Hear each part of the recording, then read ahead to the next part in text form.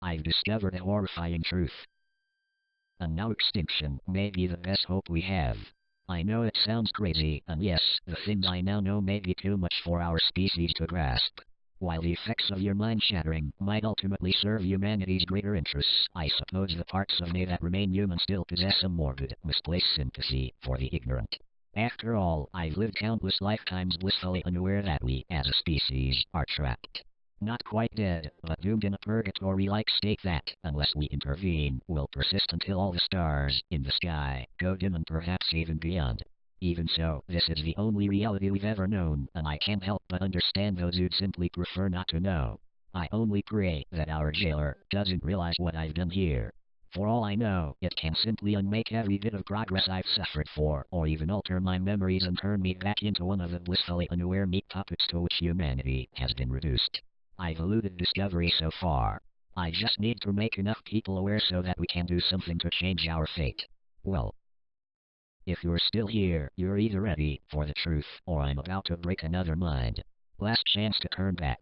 Life in the late 2010s. That's where we are right now, right?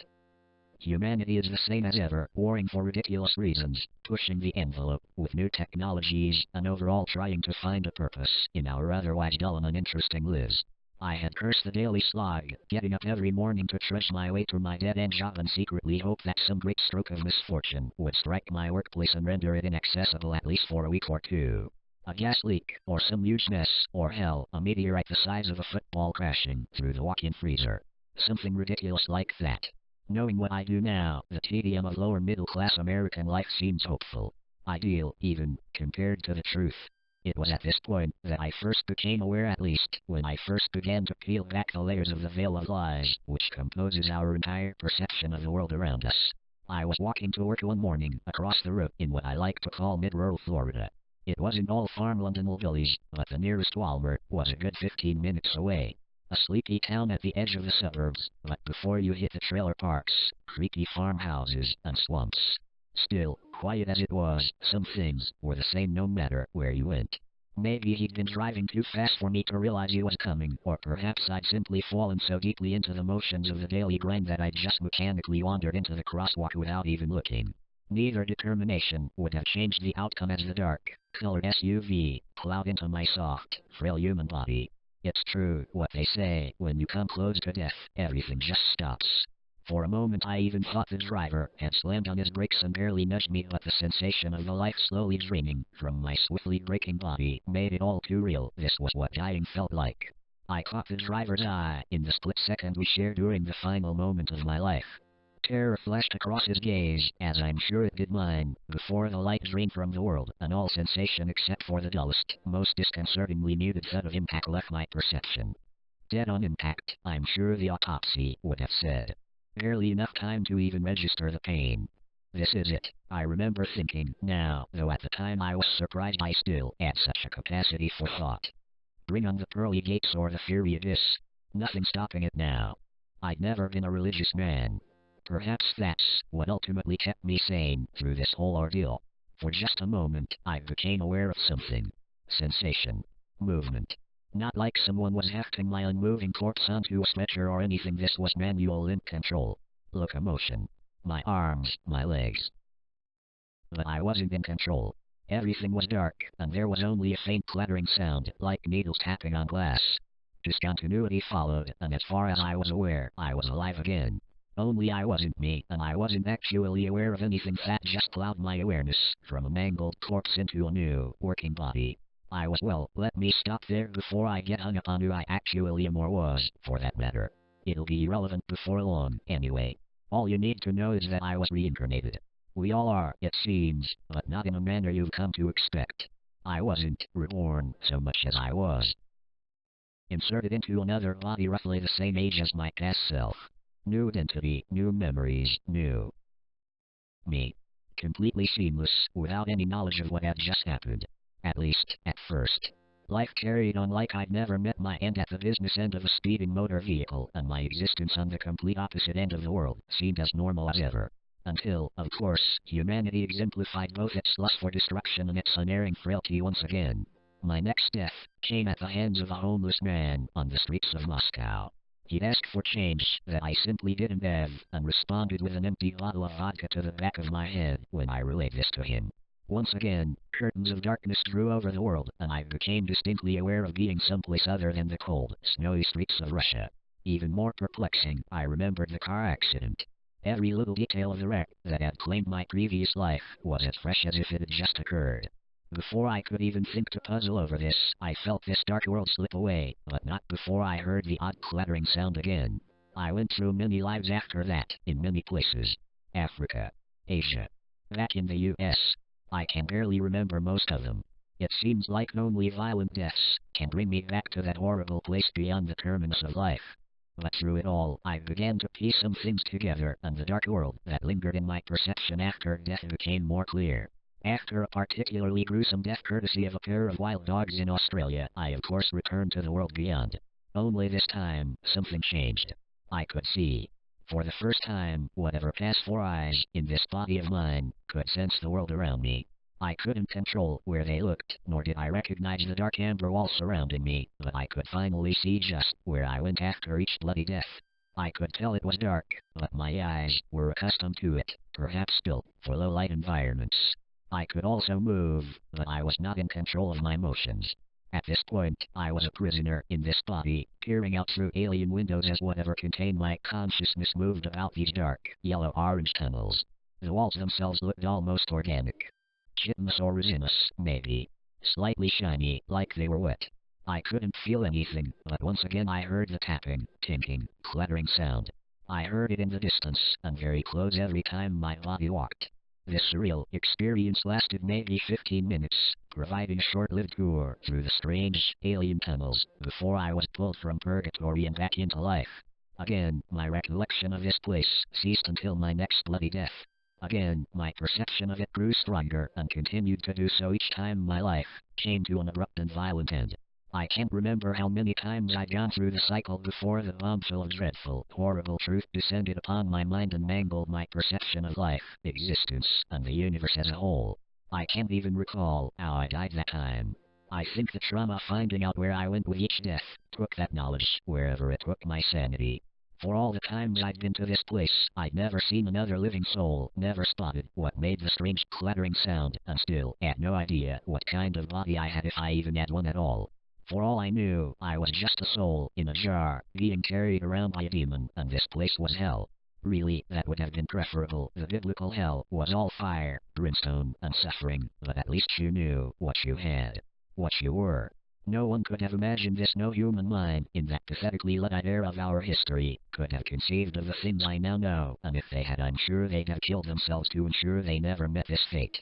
I was walking along, well, being walked, I should say, as I still had no control over my limbs and eventually came to a new part of the world beyond.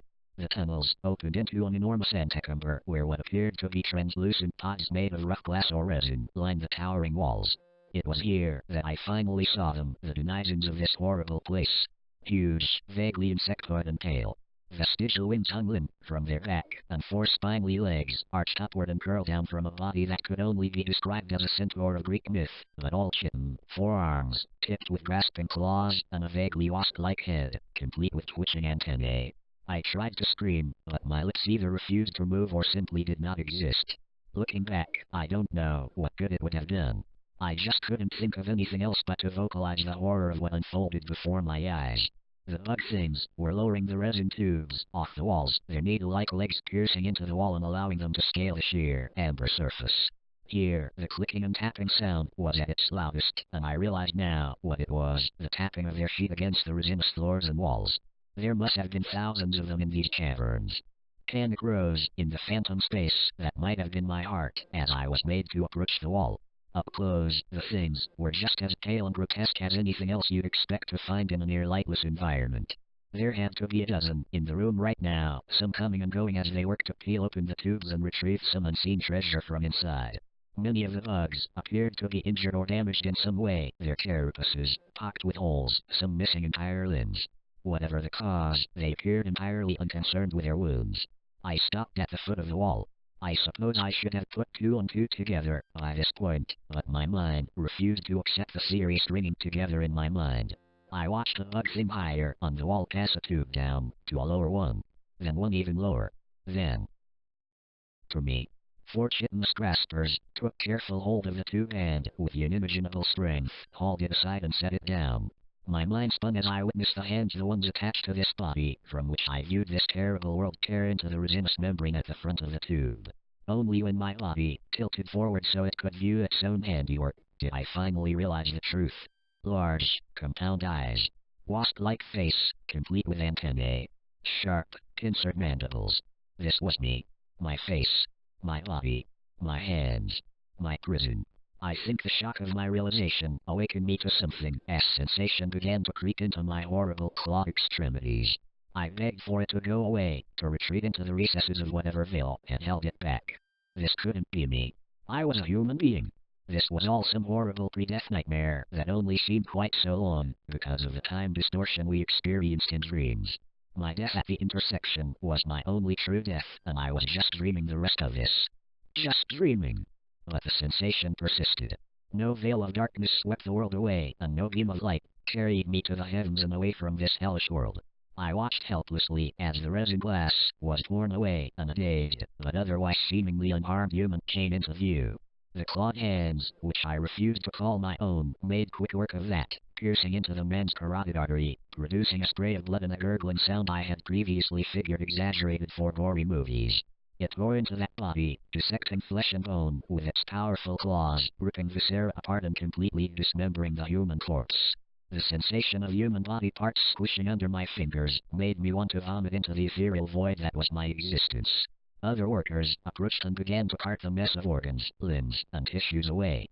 My body carefully took the head in its hands, its claws effortlessly snapping off the jaw, ripping flesh from bone, and cracking the skull in just the right way to remove the intact prize waiting within. The brain. It discarded the rest of the head, tossing the remnants into the open chest cavity of its victim, which another drone casually hefted into its impossibly powerful arms and began to cart away to places unknown. At this point, the darkness began to return. Despite my terror, I fought against it, clawed at the awareness of this world, desperate and horrified to know where this hellish rabbit hole went. I think something broke that time. Something in the system of life and death as it has been for humanity for God, I don't even know how long, now. I awoke to my new life, a flood of memories threatening to overtake me. A woman sat across from me at a table, and two children looked on vacantly. I nearly choked on the pasta in my mouth, and some words sputtered out in apology in Swedish, I think, but I can't tell. No one looked at me. I hastily excused myself and stumbled upstairs, toward what I vaguely recognized as my bedroom. The tunnels. The bug things. I could still remember them, even now. Death brought me back there. So to find out what happened, I needed to die. And it couldn't be clean, either. I dug through a drawer and found a large pocket knife. My mind raced. What the hell was I going to do? Yes, I had to know the truth, no matter how horrifying, but at what cost? Through the haze of broken, disjointed memories half inserted into my addled brain, I realized that the woman downstairs must have been my wife, and those children. God, I couldn't even think of it. It wouldn't just be my life I was destroying. As I struggled to make my decision, however, I realized something. They hadn't reacted at all when I stormed off from the table. None of them had even looked at me. I went back downstairs and peered around the corner. They were still there, at the table, my wife and two kids, mechanically forking noodles into their mouths. There was something horribly inhuman about the way they ate. I called out to my wife, but she didn't answer. I yelled to her this time, still nothing. What the hell was going on? More fascinated than concerned, I hurried into the kitchen and smacked one of the kids in the back of the head. He didn't even flinch. He just kept eating. When I slid his plate away, he just reached his arm out farther for it. Not a single one appeared to realize I was there. I'd seen enough. Whatever this was, it sure as hell wasn't the answers I sought. I brought the knife to my throat, held my breath, and did the deed. The pain surging through me as the blade pierced my carotid artery distracted me from the compulsion to stay in this place, to embrace the lie and forget the horrors I'd seen. But I couldn't. I had to go back to the truth to see where it all wound up. It didn't take long for me to bleed out. Sure enough, my consciousness returned to the inside of the wasp thing in the tunnels. It had made its way to another part of the structure, to what I could best describe as the end of an assembly line. Hundreds of fresh, new workers, free of any blemishes or wounds, sat lined up on the floor, their bodies rising and falling with their respirations, but otherwise inert. My organic prison skittered toward the nearest drone and, grasping the human brain in one hand, took hold of the new drone's head and pried open the back plate of its chitinous exoskeleton. The damn thing had a hollow head, save for the end of a spinal column. My hands carefully maneuvered the fresh brain into the drone's head, setting it atop the spine. Another hand went to my mouth, where a glob of sickly gray-green mucus was coughed up. The taste brought on another phantom gag reflex, and I couldn't even begin to describe it. This disgusting snot ball was slathered around the base of the brain and spine, and the new drone's head was closed up. Its body twitched a couple times, then went full on grand mal for half a minute. All the drones in the room stopped, but I hardly even noticed. The psychic scream ringing in my head was enough to drive me teetering back to the realm of the living, but I somehow managed to hang on just long enough to endure it. God, I wish I hadn't. Memories flashed before my eyes. School children. Homework. A first kiss, maybe. First job. A funeral. Then, a black sky. Military air raid sirens, followed by the deafening rumble and blinding light of a MOAV colliding with it. Our jailer. I awoke in a human body once again. Just like last time, I was thrust into a brand new life, already in progress. Now, however, I didn't have to fight away the new memories. They came, and they found their place, but they were foreign. Irrelevant. The truth had firmly burned itself into my real brain. The one sitting in the once vacant skull of a mass-produced drone, birthed by an entity humanity never had any hope of defeating. The woman, who must have been my wife, shifted and turned toward me in our bed. She asked me what was wrong, and I responded effortlessly to her in French, telling her I was fine. She hummed sleepily and turned back over, apparently content. Her name was Amélie. We had 2 children, Jean and Camille. I was a successful software engineer, and she was a school teacher. All things considered, this wouldn't be a bad life to live. I could forget everything I'd seen and just continue on in ignorance. Hell, at least she realized I existed, unlike the Swedish woman. I could start over like this. Only I couldn't. This life wasn't real. Nothing past January 4th of 2011 was real. I remembered it all now, my last war, rather, my only true death. NASA and the SA had co-discovered the anomaly in 02. An absolutely massive patch of dark space, slowly edging across the sky. It couldn't be seen by anything but the most powerful telescopes of the time, and it was nowhere near us. Or so we figured. This curiosity turned nightmarish, as one day the shadow completely vanished, only to be discovered around 3,000 light-years away from its original location. Not only that, but it had gotten closer.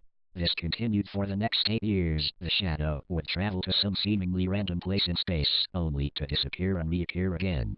Each time, it drew nearer. Each new discovery raised more and more alarm among the scientists studying the phenomenon, and word eventually got out that something big was headed our way. We still couldn't see what it was, of course. Space is dark, and it was still outside our solar system, unlit by any of our stellar neighbors. Even if light had reached it, we simply didn't have the technology to properly image it. It wouldn't have mattered, anyway. All the world's combined arsenals, nuclear and otherwise, would have dented this thing at best. We knew it, too, when it finally appeared at the edge of the solar system, its vaguely circular body surrounded by pale, fleshy tendrils and jagged, rocky-looking flesh. If this thing wanted to kill us, it wouldn't have to try hard. Best estimates put the thing at just over 50,000 kilometers across. About 5 times planet Earth's diameter, give or take. Yet despite its immense size, it seemed to have no gravitational effect on the bodies around it. It passed right by Pluto without flinging the tiny non-planet into the depths of space, nor did it appear at all disturbed by Jupiter's immense pull. This tendril-covered pseudo-planet spat in the face of gravity and single-mindedly floated toward its destination, Earth. Panic the likes of which no disaster movie could depict soon ensued. The approaching entity had done nothing to prompt any feeling of dread. It hadn't fired any weapons, shown any aggression, or so much as nudged another planetary body on its way here. But humans are flighty creatures at the best of times. People acted like the end was already upon us, pouring into churches, murdering those who'd wronged them in some final acts of revenge, fleeing the resulting carnage and chaos, or committing suicide en masse. Those who died before our jailer's arrival were the lucky ones, at least, if their brains were destroyed in the process. I don't think it can use the broken ones. I remember the day so vividly now. It's as if the newly activated drones seizing had reawakened it in my mind, some side effect of the hyphamen that keeps them running, combined with the final desperate cries of the freshly implanted brain before its awareness was suppressed, its consciousness shunted into a new, artificial life. But I remember. The horrible, tentacled thing rose over the horizon before it had even gotten close. In the days before its arrival, people had formed cults, dedicated to sacrificing their fellow man in its name, so that they might be spared. I never really learned of their fate, but I don't imagine this thing cared for their paltry offerings. The thing's rocky surface lit up with tiny flashes of distant nuclear fire in the month leading up to its arrival, a sort of final act of rebellion in the face of complete annihilation. We all knew that, even if we managed to kill this thing, it was on a crash course with Earth. We'd be obliterated on impact. But humans are warlike at our cores, even if people refuse to admit it. There's something deeply primal about killing something that's trying to kill you, even if it won't necessarily mean your survival. Eventually, the nuclear bombardment stopped. The world governments, suddenly freed from their old hatreds and conflicts, decided to hold the rest of their arsenal on the odd chance that this thing meant to invade Earth, rather than simply crush it in some massive, unseen jaws. Well, they were half right. An invasion did happen. They were simply wrong in their assumption that their weapons would make any difference. The world darkened. Massive tendrils plunged into the ground, causing earthquakes the likes of which we'd never recorded. Ground defenses worldwide were rendered largely useless, and millions died in the resulting upheaval. I was one of the lucky ones, if you can call us that. Entire countries were reshaped overnight due to mass flooding and tectonic shifts, but those who survived were in for an even greater horror. The bug things. They descended through the tendrils as if they were colossal, fleshy elevators, pouring out of hollow openings and charging heedlessly into the resisting human ranks. Unlike their floating master, the bugs could be killed. Hundreds of thousands were torn apart by gunfire, mortars, and aerial strikes. For months, the remaining holdouts fought the invaders, many opting for suicide to prevent capture, lest they be subject to whatever horrible things lie in wait up the fleshy tendrils and inside the colossal monstrosity above. As our numbers waned and the ceaseless flow of enemies trampled over their own dead, the few remaining aerial transports opted to deliver nuclear devices to the front lines. Once a position was overrun, a bomb would be detonated, absolutely devastating the enemy ranks. But for every dead bug, two more seemed to crawl from the tendrils. They gathered the charred, irradiated remains of friend and foe alike, and crawled up the tentacle tunnels from which they came. I met my end in the same manner as the human screaming in my head. I was captured, dosed with some kind of aerosol sedative, and stuffed into one of those resin pods. It was placed into one of the tendril walls, and slowly drawn into the upper levels of the creature in space. In my haze, I felt hopeful. Maybe if we could kill enough of these things, we could get inside and strike back. We could kill the master. Maybe even survive in the apocalyptic hell it had brought upon us. I held on to that hope even as one of these goddamn bugs tore my body to shreds, and I slipped into the all-encompassing darkness that is true death. Then I woke up, a new man, and you know the rest. I can't tell you whether heaven or hell are real. I don't think any human alive that day will ever know, unless we do something to free ourselves from this madness. I've died, lived, and died again so many times since I learned the truth, and I have some theories about what exactly this thing is. This is more than just the musing of a madman. I believe the things I've learned may yet save us from this fate. For one thing, our home is gone. Forget all illusions about going back to Earth, because there simply isn't an Earth to go back to. Over time, I've dipped into the firmament, listening to the echoes of thought writing on psychic waves that control the drones, and I've watched it tear apart our beloved planet more times than I probably should have. I've seen this thing's thoughts, its ideas, its dreams. I can't tell you why it's doing this. It doesn't think like we do. It doesn't communicate in words or syllables. It speaks in a language of ideas, of urges, of intent. It drives its drones to do things, and they do them. To be honest, I don't even think it's consciously aware of the state of humanity.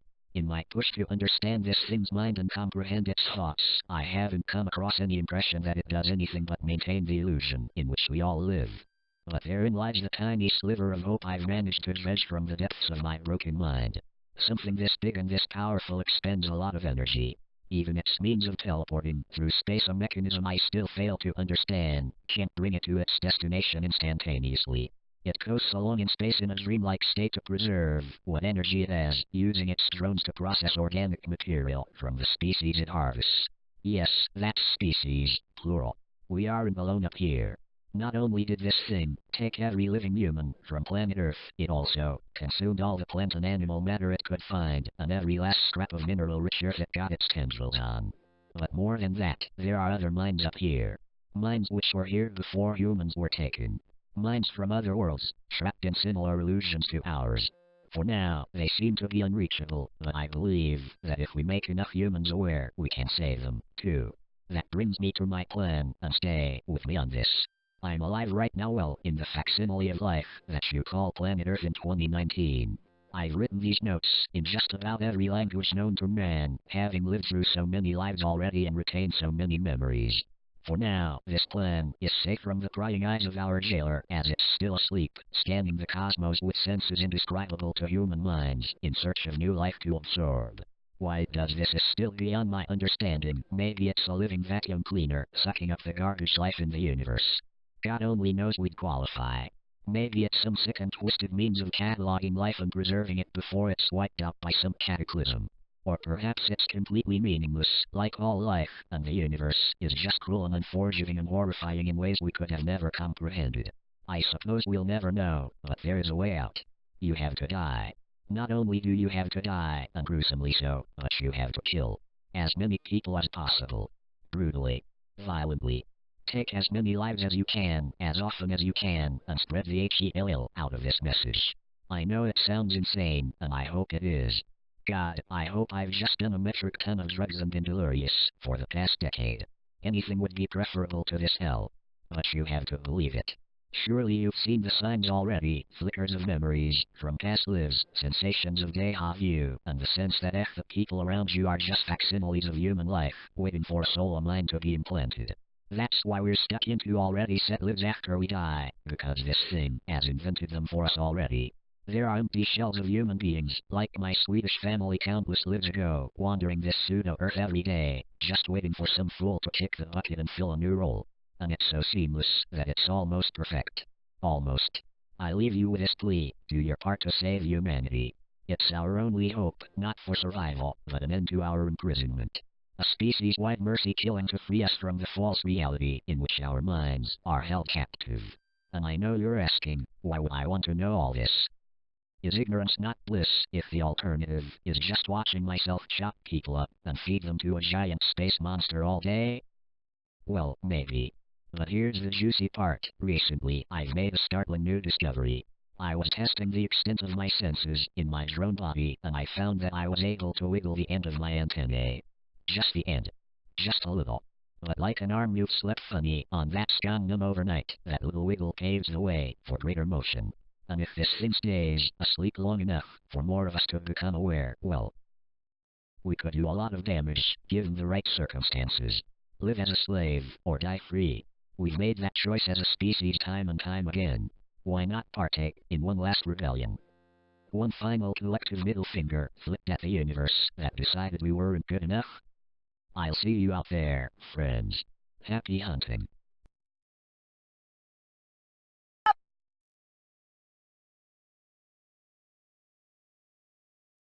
I'd never been too fond of anyone at my local school. They were all a little too rude and boring for me. You see, I grew up in a small area with not many people interested in art like I am, so I had to venture off from home and found myself attending a pretty rural art college. It's sorta like a normal university except it's full of big-headed people. Now the only reason why I'm here is because I've always wanted to be an illustrator. A children's book designer of sorts. I'd always taken keen interest in children's media and classic books such as the Arthur series. So when I was sent to live at this college, I was taken back when I realized a lot of the other students here were all fine artists, you know the kind. The ones who like to splatter paint onto a canvas and claim it's art. I'm not really big on that sort of thing, but I didn't question it. I settled into the new place pretty quickly. I was sharing a dorm with a few other students. There was myself, a graphics designer named Josh, a film/animator called Lily, and then there was one more guy called Daniel. Daniel was one of those fine artists I just described to you. His room was decorated with photographs of distorted women and he always had weird music playing too. It was sorta like trippy 60s music. He also liked to smoke, so his room always smelled like an old ashtray. It was pretty gross, but he was a nice enough guy and we all got along well enough.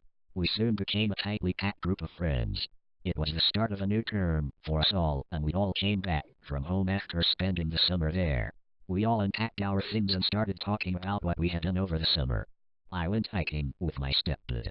We went on one of those summer camps, replied Josh. I spent most of my time with my girlfriend. We watched films and went to watch some plays too, Lily said. She spent a lot of time whining about missing her sporty girlfriend, but we were glad they got some time together. I hadn't really done much worth mentioning. I did the usual stuff. I went out to parties and went on trips with my family. Nothing really that special. I was just about to pipe up and speak when I got interrupted. I spent my time at the dentist, we heard Daniel say. My father is a doctor of sorts, so he let me come with him sometimes and explore the hospital. My favorite place to visit was the dentistry. I got to touch and feel teeth. It was cool. We all stared at him a bit confused. Were you even allowed to have random strangers go into hospital rooms? Let alone play with the equipment? We didn't really care. We knew Daniel was that sort of guy anyway. He was known for getting into trouble for the sake of his art. That was always his excuse. We all spent our first couple of days getting to grips with our assignments. We all found out what we had to do.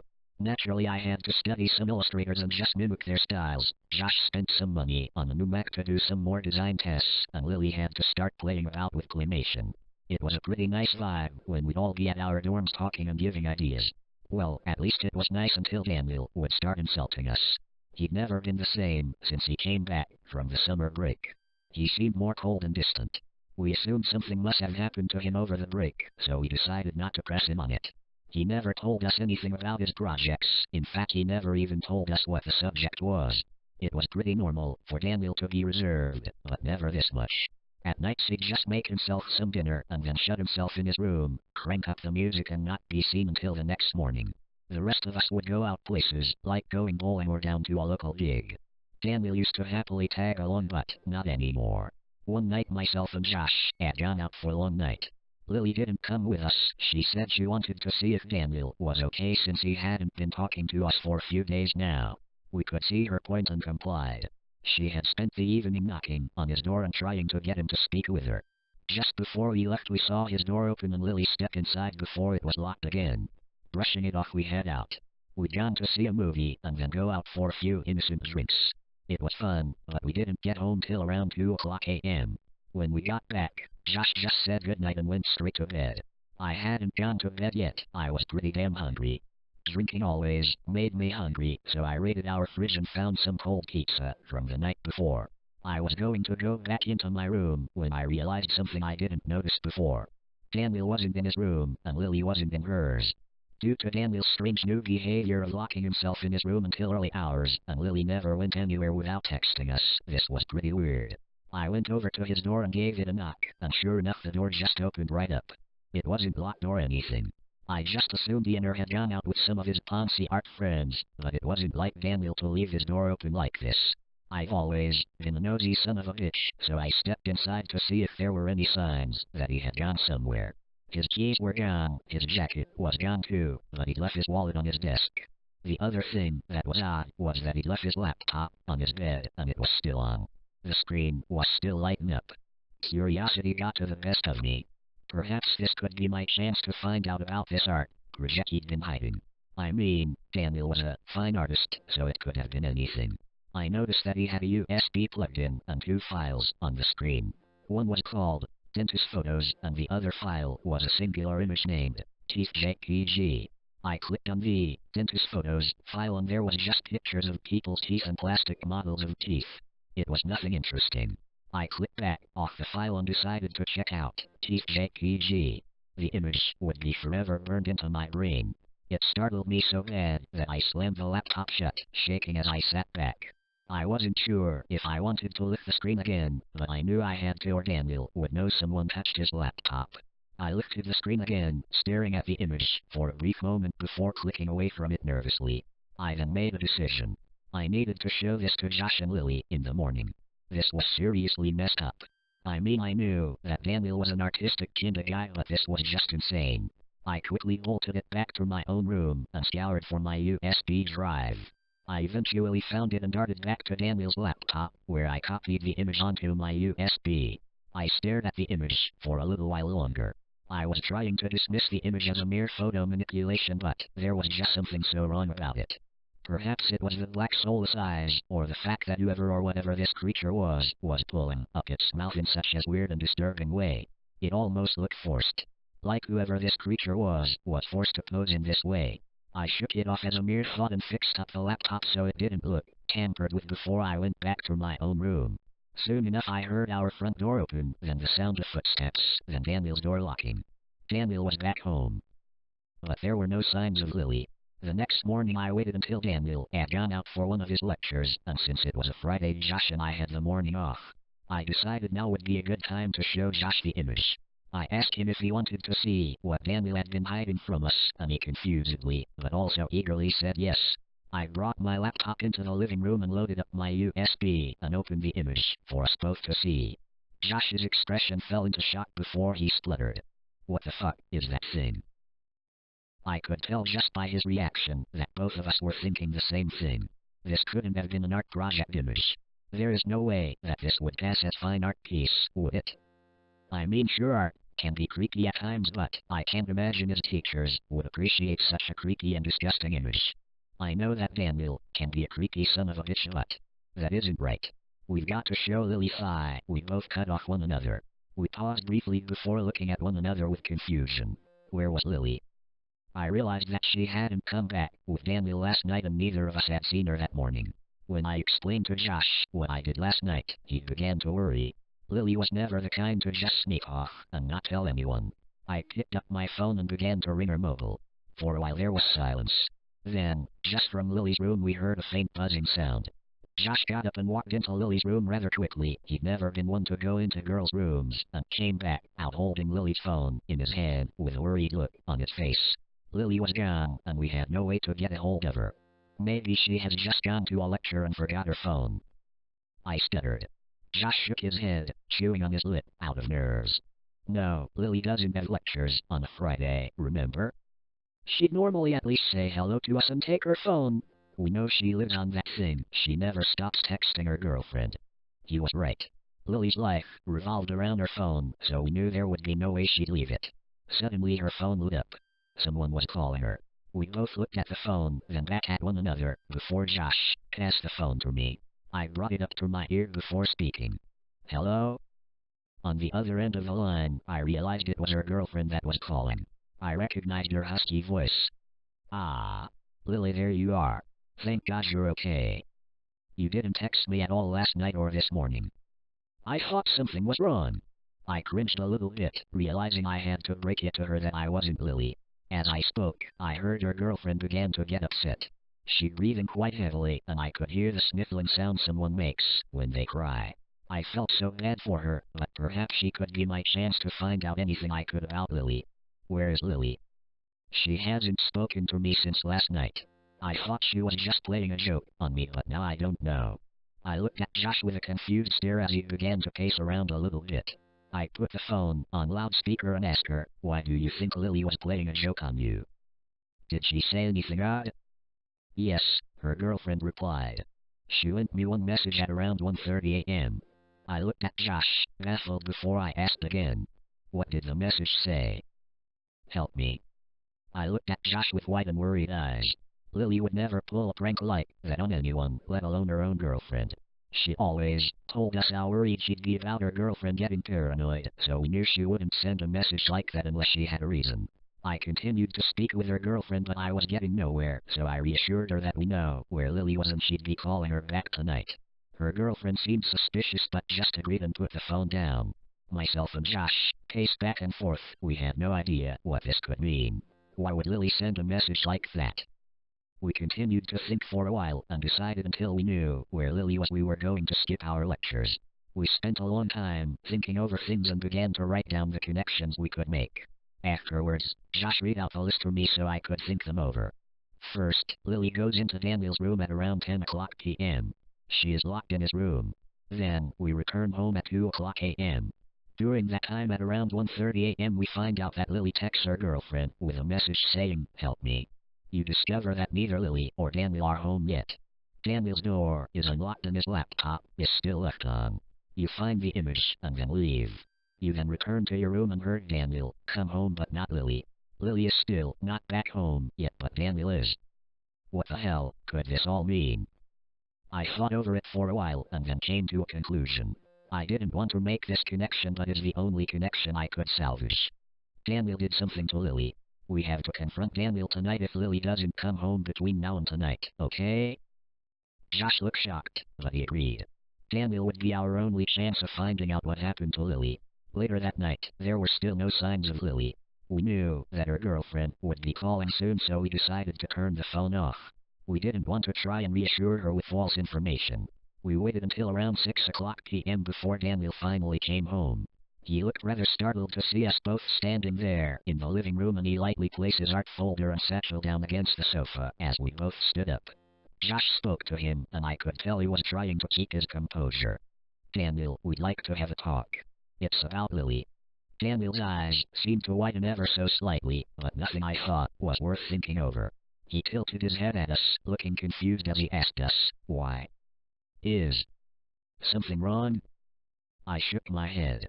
I didn't want him to think we were accusing him of anything. We would never get any answers out of him if we straight up accused him like that. Daniel seemed to look a little on edge, looking away from us as he itched his wrist under his baggy gray jumper. He pushed his rather dark black bangs out of his face as he spoke. "Then what's wrong? Is she okay?" "I mean, I know she left her phone here last night, so I suppose there wouldn't be any way to get a hold of her." We didn't say anything. We weren't too sure on what to say to him. How were we supposed to ask him if he did anything to Lily without him taking offense? I then realized something. It taken me a moment to realize it before I spoke. "You just said she left her phone here last night, right? How the hell did you know that?" I could see Josh's eyes light up. He just realized the same thing I did. How on earth did Daniel know she'd left her phone behind unless they went somewhere? We already acknowledged the fact that Lily never leaves her phone anywhere, so how on earth did he know she had left it behind? Daniel didn't answer us. He was silent for a while before he pushed past us and walked into his room, slamming the door shut. We walked over to his door, banging on it harshly before he shouted, "Leave me alone. I have coursework to do. I'm sure Lily will show up tonight. Just stop being so paranoid." We just didn't know what to do. Daniel clearly knew way more than he let on, but there was no way we were going to get that out of him. We walked back into the living room and slumped back down. I ran a hand through my hair. What the hell was going on? I then realized that Daniel had left his bags on the sofa. He must have been too flustered to pick them up when he stormed into his room.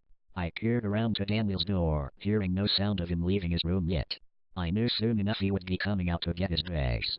In a moment of madness, I picked up the satchel and emptied its contents onto the coffee table. I could see Josh's eyes widen before he whispered to me frantically, "W, what the hell are you doing? What if he sees you?" I didn't care. I needed to know anything I could about Lily. She was a roommate, but also a best friend. I couldn't just leave this to solve itself. I pushed through documents and came across what looked like a ticket. I crumpled it up and pushed it in my pocket. Then I found a zip-up document bag. I pushed it into Josh's hands and told him to go hide it. He complied and went and hid it in his room. I then quickly put all the other stuff back into Daniel's bag and rested it up right like it looked before. I then got up and walked into Josh's room. I watched Daniel go back to the living room and pick up his bags before he walked back into his room again. Josh grabbed the zip-up file from under his pillow as we both sat down on his bed. We didn't say anything. We just read the front cover of the file. Teeth. It sent chills up my spine. I knew that whatever was inside would have a connection to the image I found on the computer. But what we saw was nothing we expected.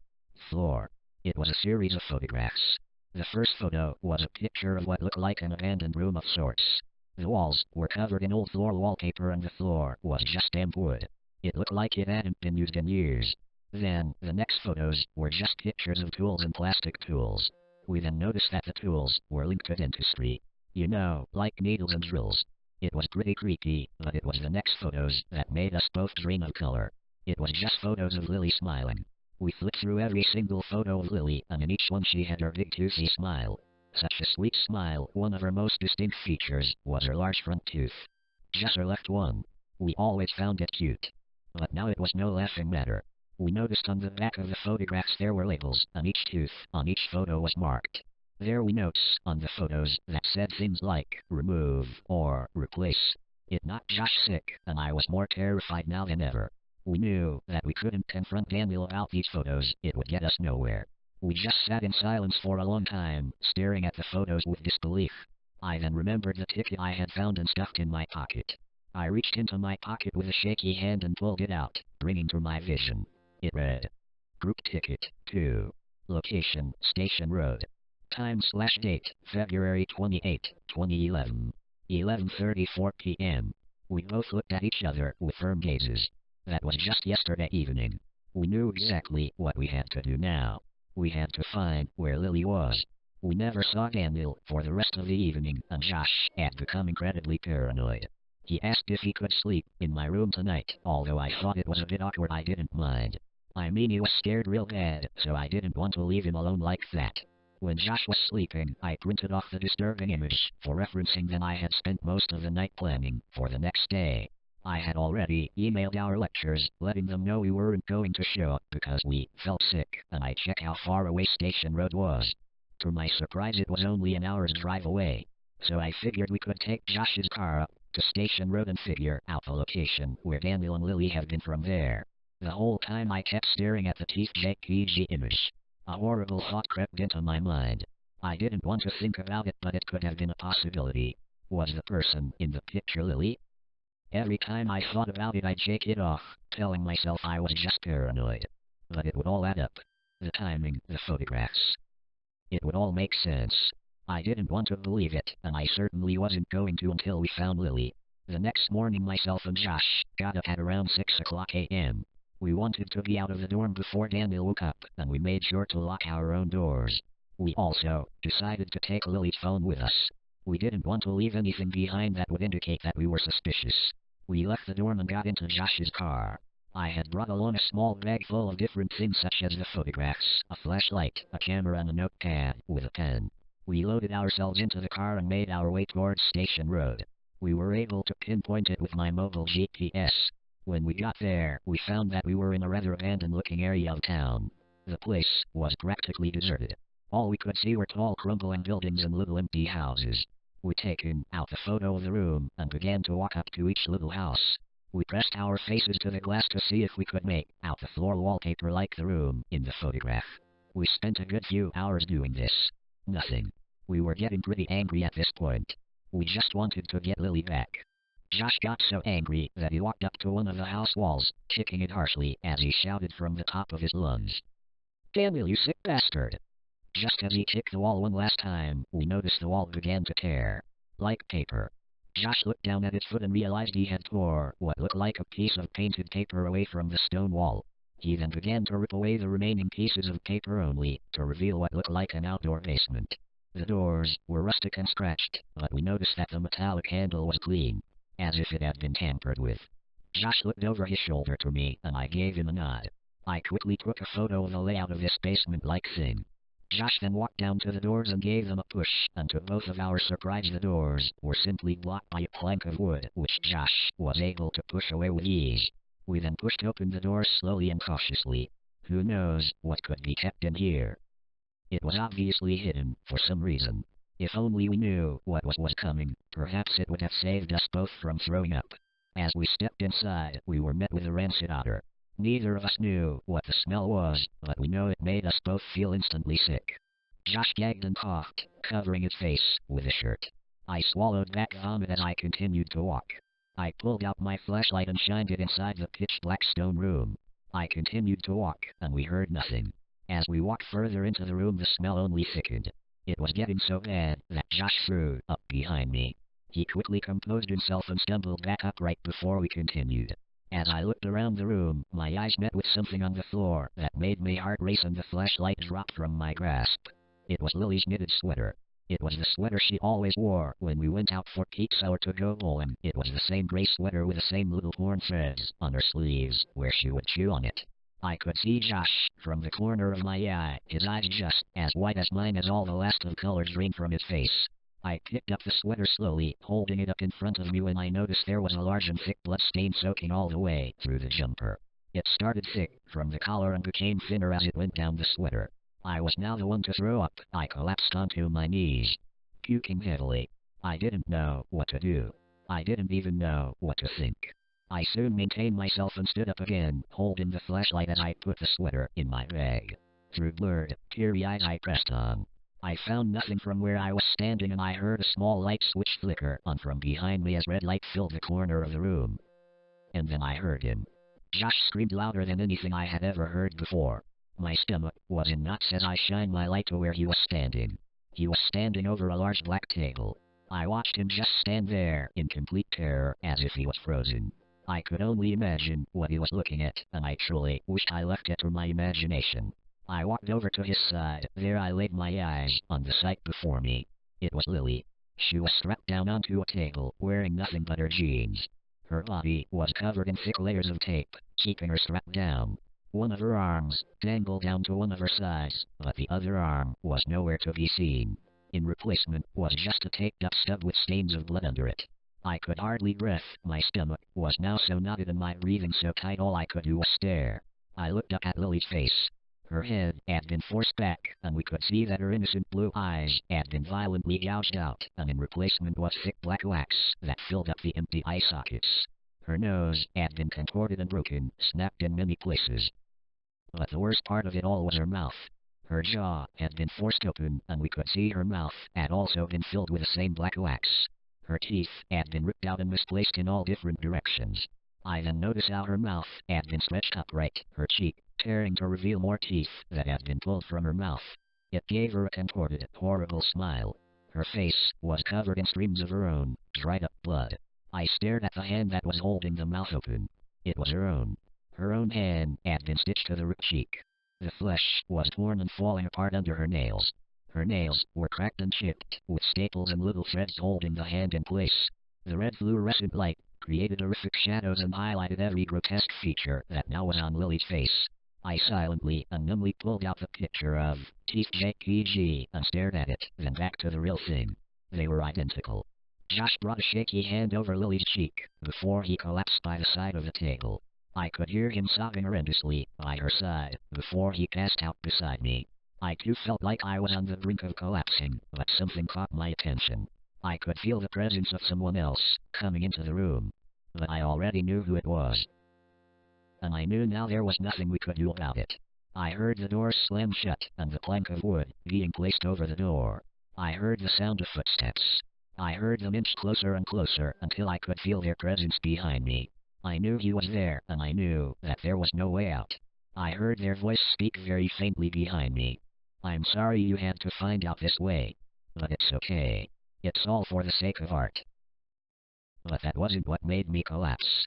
I knew well enough from here that my fate was sealed, but after he finished speaking I heard one more tiny sound that made my heart both ache, and my tears only streamed further down my numb cheeks before my vision faded away from me and my hands slipped away from the table. I could hear Lily choking.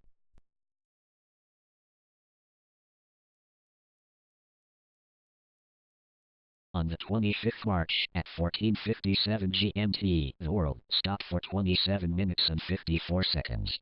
No one noticed at first. Those that eventually did were ordered to keep quiet. There was no sudden jolt, no collapsing into unconsciousness, no transition into utter darkness and back again. Nothing.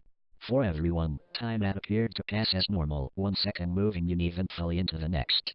Birds flew, people talked, the wind and the rain blew and fell respectively. Nothing had occurred to indicate that anything untoward or unexpected had happened to the inhabitants of the Earth.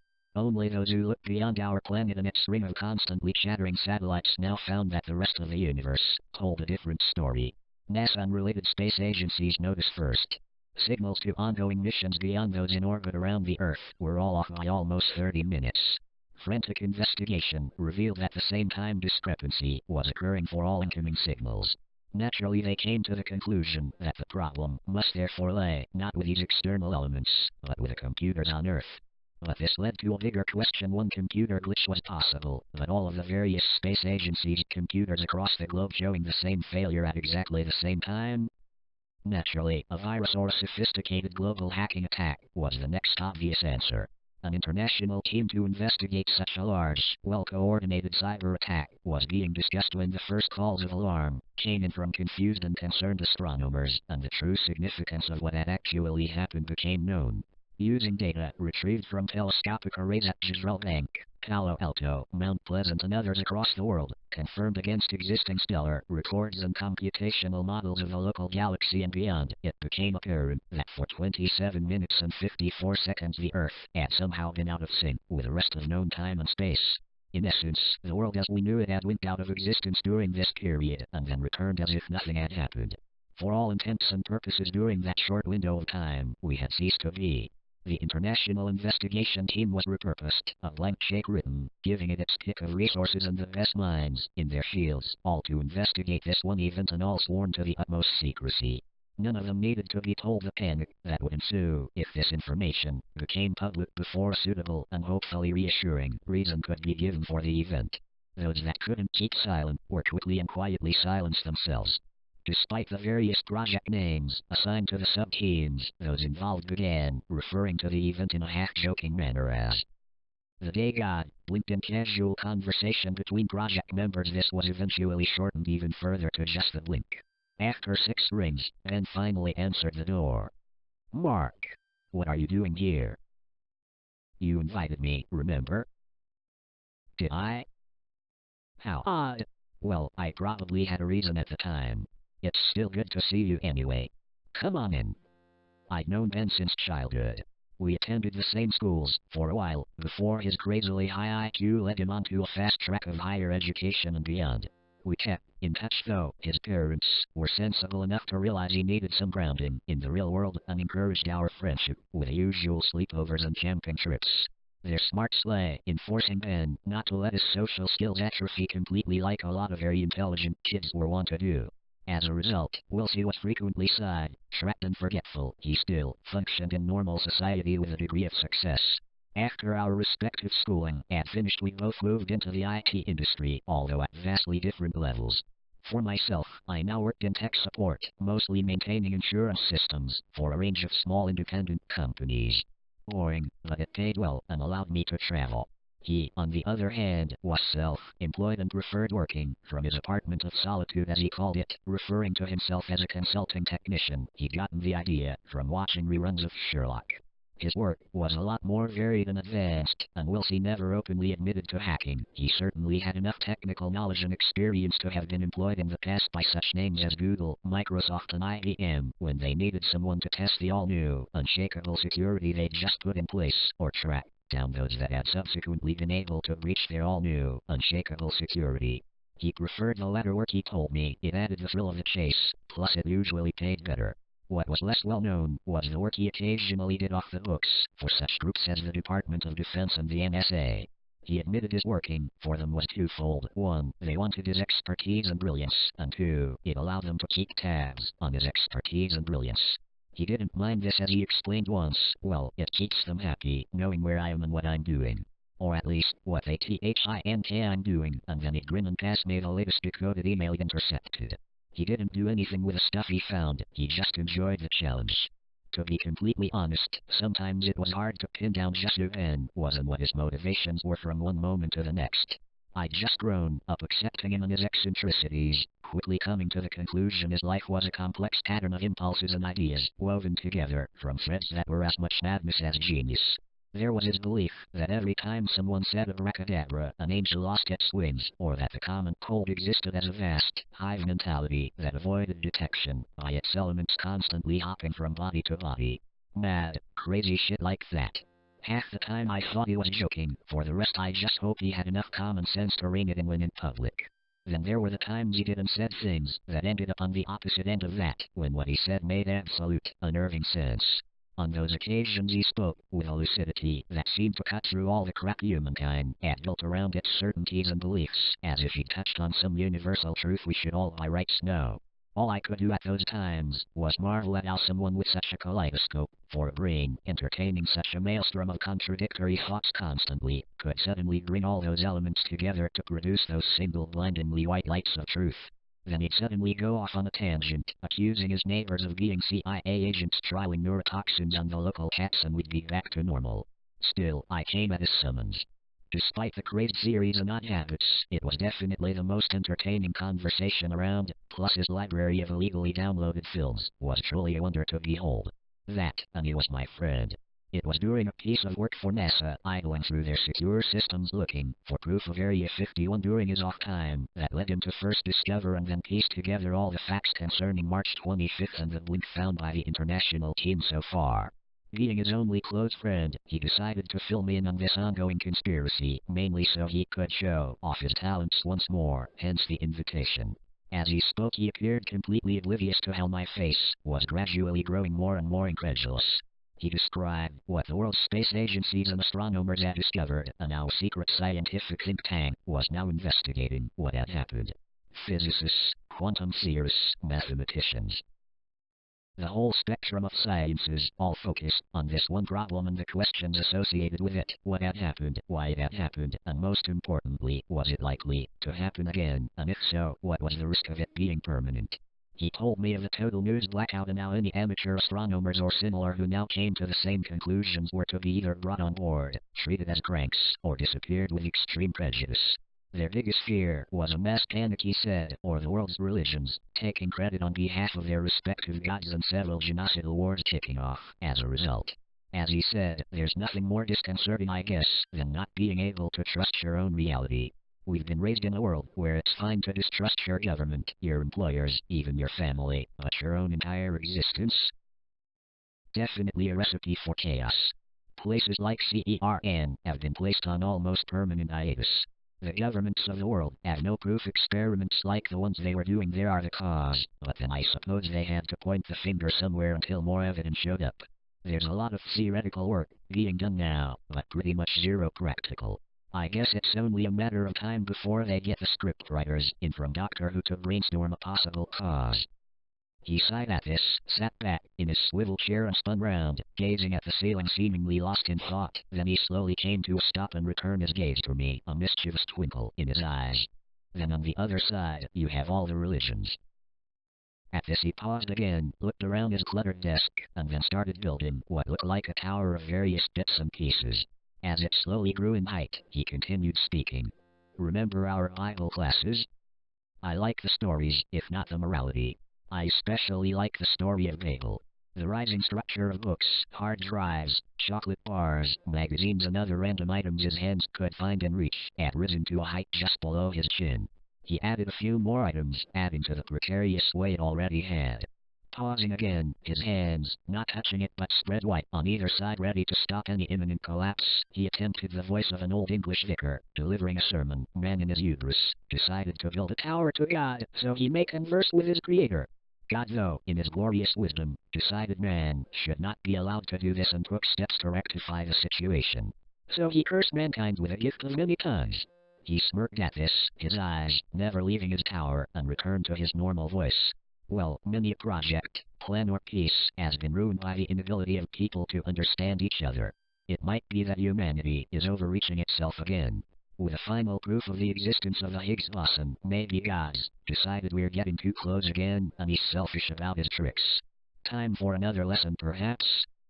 At this he slowly closed his hands into fists on either side of the precarious edifice he had created, then with a single finger gingerly pushed it near the top. With a crash, his metaphorical tower scattered across the table and the floor. He waited until the sound of the books and rubbish falling had died away before speaking again, this time in a thoughtful voice. Maybe the blink, as they call it, was God, giving us a heads up, a warning to stop encroaching on his intellectual property, else risk the consequences. Then he grinned, his tried and true atheism once more reasserting itself. Personally, looking at all the facts so far accumulated, I believe the answer lies even further afield, he said, a knowing smile on his face. I took a comfort break at this point, shaking my head at this new conspiracy theory.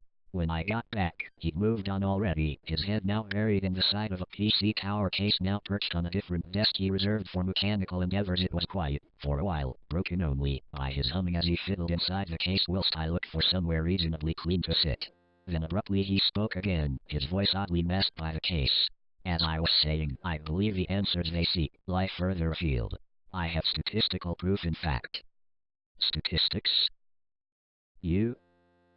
He'd often laughed at statistics in the past, and blamed them for 63.75% of the world's ills. In his mad pedantry, he had indeed worked out a formula that he said proved this figure. That being said, he told me once he could destroy the world with a single spreadsheet, and in my more fatalistic moments I honestly believed him. I accept statistics in all their perceived infallibility are the most fallible things in the world. He mumbled from inside the case, reaching aimlessly for a screwdriver on the desk next to him with a hand colored orange and black from a mix of grease and Cheetos. Take a work of fiction and add numbers to it, and suddenly it becomes non-fiction. Add a pie chart and a graph and it becomes an inviolate truth. Bollocks, said I, only half listening as I lounged on a large dirty beanbag, littered with wrappers and the odd wire. He then retracted his head from the case, looked me in the eyes and said with a devilish glint in his own, pass it to the right people in the right places at the right time, and it becomes law. I replied, deciding not to entertain his paranoid fantasies further in favor of a magazine I'd just found on the floor amongst all the other junk haphazardly discarded as part of his less than ordered, less than sanitary lifestyle. He grunted at my lack of enthusiasm for continuing one of his favorite topics, and buried his head back in the tower case once more before continuing anyway. However, in those cases I am referring to your basic, bias statistics. Marketing, pressure group, political. That kind of unreliable crap. Now pattern recognition, that element within the field of otherwise exploitable statistics, I do have time for. Extracting his head again, he looked around the desk the case was on, shifting papers this way and that as he continued, partially lost in thought. You've heard of SETI, of course. Hold on. If we're heading into alien territory, you can kiss my ass right here and now. He fixed me with a glare, and I threw my hands up in the air in resignation, muttering, I'm sorry, please continue. Oh, knowledgeable one. Thank you. SETI, the search for extraterrestrial life, one of their jobs being the analysis of signals bouncing in and around our local galaxy, of which they have never found any conclusive proof of intelligent life, I reminded him pointedly. He ignored me. What if the patterns they've been looking for are wrong? What if you could analyze these seemingly random signals another way? What if there is a pattern, but it's spread over a longer period so you don't even see it as a pattern? Aha! Triumphantly his hand came out of a pile of books clutching a pad of post-it notes, scattering the books across the desk. In doing so, fishing a pen from his trouser pocket, I saw him scribble to do on the top note and slap it on the side of the tower's case, before turning around to face me with an excited grin on his face. Have you been watching the Discovery Channel again? Is there a UFO special on this week? I asked pointedly. He looked at me indignantly, though I noticed he quickly closed a TV guide that had been open on his desk amongst the mess. What if I told you I had written my own pattern recognition algorithm? What if I told you that I had found a message in those signals? Bullshit, I said quietly, suddenly less sure of myself, now more than a little shaken by what this meant if he had indeed succeeded in discovering a message from an alien race. Well, it wasn't easy, he continued, feigning an air of false modesty. And I do have the NSA to thank. Although if they discover I've been running this algorithm in the background on their decryption supercomputer, then I may have to leave abruptly or apologize. You never can tell what mood they'll be in one day to the next. And what about the message? I said firmly, cutting him short, standing to face him. Oh, that. He went quiet, looking around evasively. My doubts quickly returned. What was the message then? Well, it was short, and it is really rather impressive decoding anything like this, obviously. And he paused, and then said abjectly, hello. Are you content? There was a few seconds silence, before I started laughing uncontrollably, mostly out of relief. Ben looked indignant. Well, I think it's a very poignant message. Better than prepare to be annihilated. Oh God. Hold on a second. I can't breathe. You had me shitting myself for a moment there. I take it then you don't believe what I found is a message from an alien race? Would you please stop laughing? I'm sorry, I'm sorry. Ah. And you've got to admit, if you were to imagine contact from another species, I think I'd be looking for something a little more, I don't know, profound? I mean, we've sent out a gold disc, giving a snapshot of the human race and our knowledge. Music, mathematics, you name it. And what do the hyper-intelligent aliens send back? The equivalent of "have a nice day." You don't think it's from outer space then? He reiterated. I looked at his pained expression and answered in a more reasonable voice. Look, Ben, I'm sorry.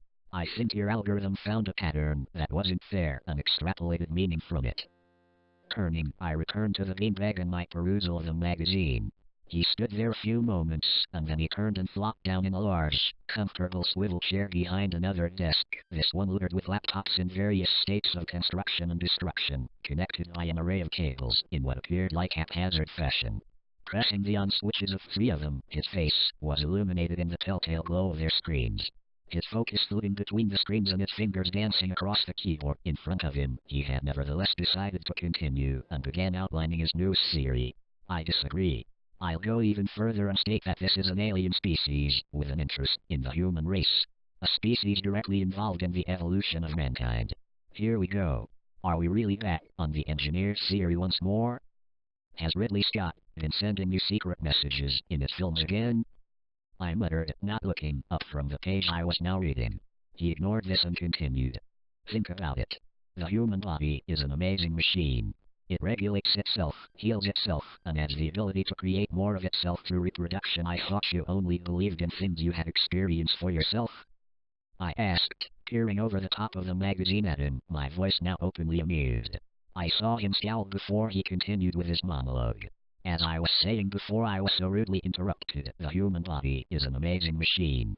And that is exactly what it is. A piece of technology, built using biological parts rather than mechanical ones.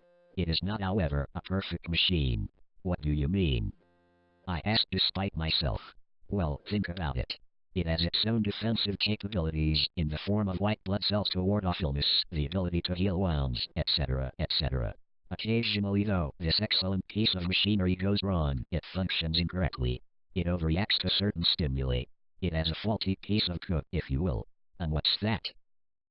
Why, cancer, of course. What? I asked, shocked despite myself. It was only another crazy conversation with Ben, but the word cancer always sent an involuntary shiver down my spine. I'd seen enough of its effects on friends and family to be adverse to even its mentioning. And though oblivious to my discomfort, had continued, cancer is the body performing incorrect actions, creating cells where it does not need to. It's not an attack from an external source causing this, but rather an internal failure of the biological system. A mistake, nothing more. We have in essence a design flaw, and if our god or gods are supposedly infallible, then logic dictates we were not built by a benign omnipotent being, but rather are constructs of more fallible ones. Action should have been taken to rectify these errors. To complain, if you will. Despite myself, I took another look over the magazine at him, nervous now for a reason I couldn't quite put my finger on. What did you do? Why, I sent a message back telling them this, of course. I hadn't seen Ben in 6 months. Work had kept me busy in London, and he wasn't one for texting or casual telephone conversations to catch up. Then one day he called me up suddenly to come visit. By this time, snippets of information about the blink had begun to leak out onto the internet, on even some of the more respected sites and journals. Most normal people saw it as just another mad conspiracy theory. Having spoken to Ben before, though, when he outlined all the data, the fact that other sources were now relaying the same information sent chills through me. It was one thing for it being just another of his crazy theories, but quite another when a growing number of external bodies were now seeming to confirm the event's existence. This time, when I rang his doorbell, he answered on the first ring, but I wasn't ready for the sight when he opened the door. He was haggard and tired, like he hadn't slept in days, and his clothes were rumpled and dirty, even more so than normal. As I stood there, I caught a look in his eyes. They were bloodshot and there were large, dark circles under them, but there was a calm I hadn't seen before, which was echoed in his voice as he welcomed me in.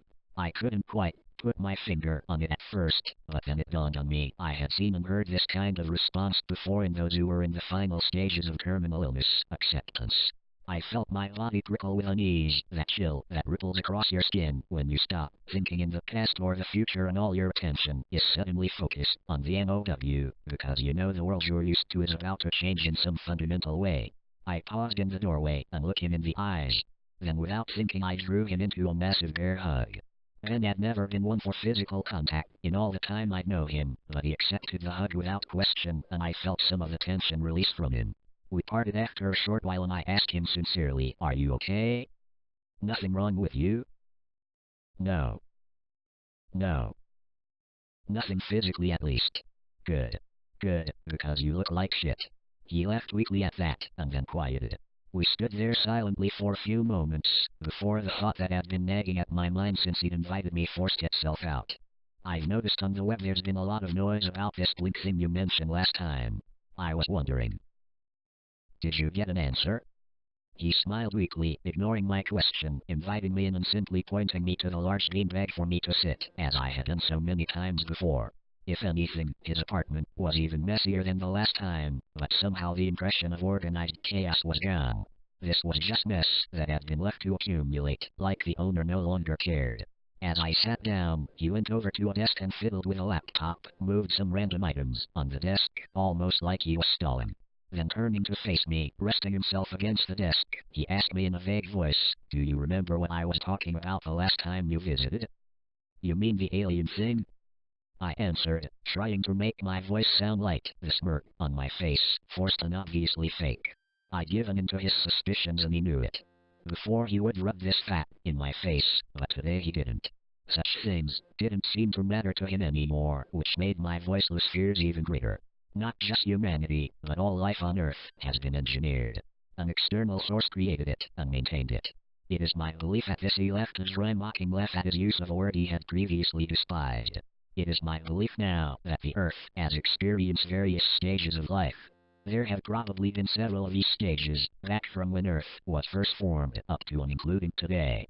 Of these earlier versions we have no substantial evidence of. The last one before us though, we do have several indicators lying around. He left it hanging, waiting for my mind to catch up. It didn't take long, although I was surprised at how easily I was accepting what was possibly another one of his eccentric series. "You mean the dinosaurs, don't you?" I said quietly, his restraint somehow infecting me as well now.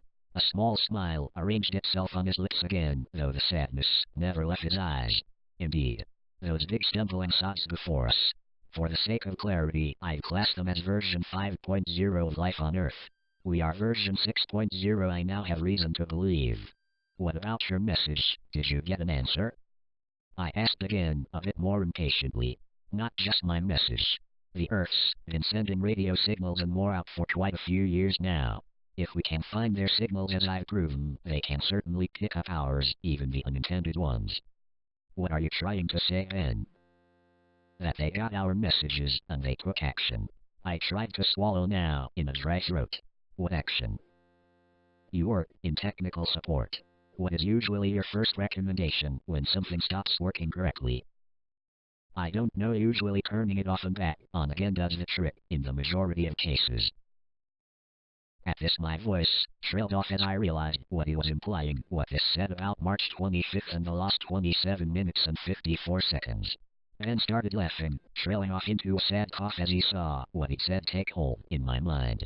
Then he suddenly went off at a tangent, just like the old days, and I listened despite the sick feeling in the pit of my stomach at what I was now thinking. "Chariots of the gods! Chariots of the friggin' gods! Imagine that. Aliens coming down to teach ancient civilizations new tricks. Or maybe they didn't. Maybe version 6.0 was still under warranty at the time and part of that warranty included on-site maintenance. Hell, my money's on the Greek gods actually being extraterrestrial consultants sent down to fix bug problems. Makes you wonder which fucked up piece of code triggered Tom K. SHUTUP. I suddenly raged. Maybe he was in one of his mad phases again, but I knew that he wasn't. The sane, logical part of me didn't want any more truth, knew I couldn't handle any more. I looked up, and Ben was staring at me, not in anger, but in sympathy. He settled down next to me on the beanbag, passing me a beer he had obviously just fished out of the small fridge he kept behind his desk. I took a long swig, let my breathing settle, and then passed it back. Taking that as a cue to continue, he did, but quieter this time, less tinged with a hysterical note that had appeared to be emerging in his speech earlier, like he'd reached the peak of his madness and was now trailing off the other side. It would explain why so many people believed in pantheons of gods back in the day. Alien engineers popping down to fix the system whilst we were still covered. Just like Microsoft ending support for older versions of Windows, though, maybe we just passed the date where version 6.0 of life on Earth was covered, so they stopped coming.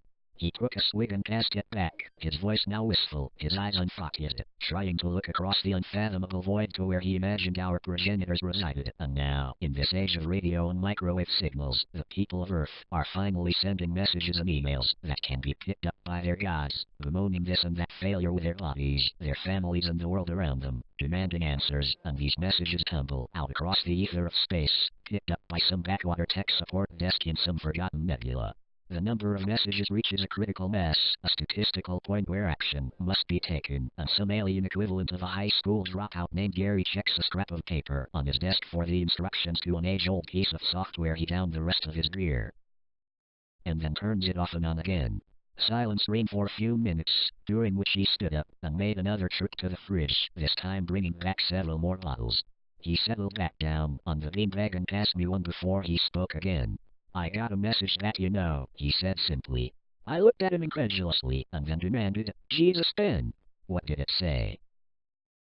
His eyes were dark, pausing a long while before reaching into his back pocket and slowly unfolding a piece of paper, mumbling something about decryption software, language analysis and word auto-formatting before passing it to me. It read, "Dear EARTH, thank you for replying in regard our recent query as to your ongoing happiness with your software. We passed on your multiple concerns to the relevant technical support help desk. Unfortunately, ongoing support for your current version of LIFE 6.0 has ended. The initial reboot of your hardware/software attempted previously appears to have not resolved your issue. Therefore, we will be refreshing your system to previous stable release LIFE 5.3. Your contract does not include backup/restoration of existing data, so all current data will be wiped post-version LIFE 5.3. Thank you for using LIFE and please contact us if further issues occur. Best regards." Refresh was all I could mutter, confusion and dread dulling my senses. Using the version numbering as a guide, my guess is that would be resetting the Earth back to the late Jurassic period, he murmured thoughtfully, taking another swig of beer. I sent a message back, of course, asking them not to do anything. I even couched it in the proper terms. "We have decided to continue with our current installation. Please do not reboot nor refresh the system. Please ignore all other bug reports, unless forwarded by me. And Glover, sysadmin of Earth." Hopefully they got it in time. Bug reports? Prayers. Oh. Then I looked at him again, the look of disbelief obvious in my eyes. Sysadmin of Earth? He didn't meet my gaze, but rather sheepishly kept his eyes locked to his beer bottle. Well, I had to sound like I was in charge, didn't I? "Do you think they got your message?" I asked hopefully after a pause. "I honestly don't know. We can hope though. By my calculations we'll know in the next couple of hours or so.